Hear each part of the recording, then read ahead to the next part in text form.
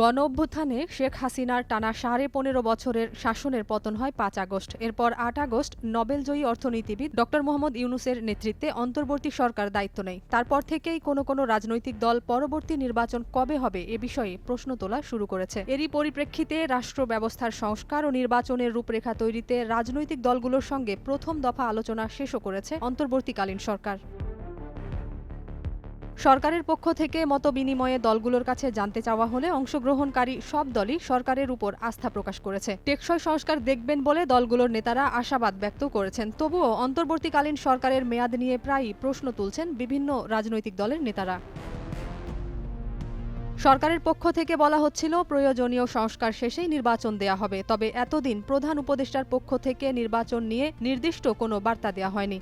আজ ১৬ই ডিসেম্বর প্রধান উপদেষ্টা ড. মোহাম্মদ ইউনূস জানিয়েছেন ২০২৫ সালের শেষ দিকে বা ২০২৬ সালের প্রথমার্ধে নির্বাচন হতে পারে। ছাত্র জনতার অভ্যুত্থানের পর মহান বিজয় দিবস উপলক্ষে দেয়া এক ভাষণে নির্বাচন সংক্রান্ত এসব কথা বলেন প্রধান উপদেষ্টা। ড. ইউনূস বলেন, সবকিছু সময় সাপেক্ষ ব্যাপার। এর সঙ্গে যদি আমরা নির্বাচন প্রক্রিয়া আরও উন্নত করতে চাই, নির্বাচন সংস্কার কমিশনের সুপারিশমালা বাস্তবায়ন করতে চাই, তাহলে প্রয়োজনীয় সংস্কারের বিস্তৃতি ও গভীরতা অনুসারে নির্বাচন কমিশনকে সময় দিতে হবে।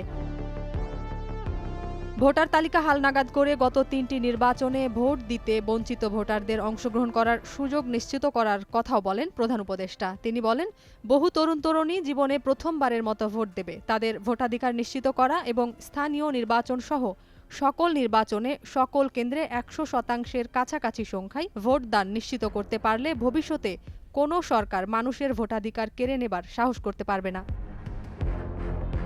এর আগে কয়েকটি রাজনৈতিক দল ও জোটের নেতাদের সাথে প্রধান উপদেষ্টা বৈঠক করেন দেশ সংস্কারে বিভিন্ন প্রস্তাব ও নির্বাচনের রোডম্যাপের বিষয় নিয়ে। প্রায় সব দলই একটি নির্বাচনী রূপরেখা দেওয়ার জন্য সরকারকে অনুরোধ জানিয়েছে। তত্ত্বাবধায়ক সরকার ব্যবস্থা পুনর্বহাল, সংবিধান সংশোধন এবং ২ মেয়াদের বেশি কেউ যাতে প্রধানমন্ত্রী হতে না পারেন এমন বেশ কিছু বিষয় সংস্কারের প্রস্তাব দেন কোনো দলের নেতারা। সব দল থেকে সংস্কারের প্রস্তাবগুলো আসার পরই জাতির উদ্দেশ্যে দেয়া ভাষণে নির্বাচনের রূপরেখা তুলে ধরে এসব কথা বলেন প্রধান উপদেষ্টা। নাজিয়াত রুনা, নয়া দিগন্ত।